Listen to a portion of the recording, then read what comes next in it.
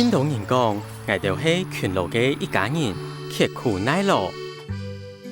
不過，我哋唱係一心團結。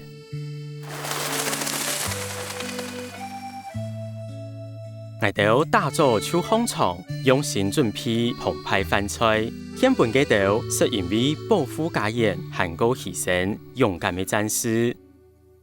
這樣時，無上戰場嘅鄉親，為到奉獻自家嘅力量，一心一意準備飯菜，本前線奮戰嘅勇士說。為到紀念祖先嘅付出，我哋當年都舉辦祭拜儀式，參加嘅唔單止係客家人、新住民、原住民，外國朋友咪共同傳承一份精神。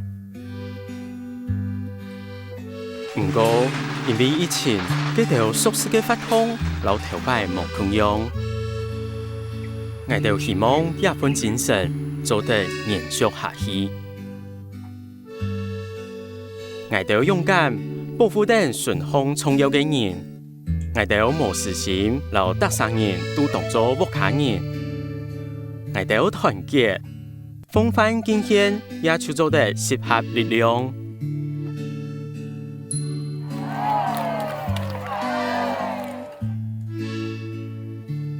在艱難的日嚟，我哋都唔驚，搶愛我哋強下，就唔愛本打派。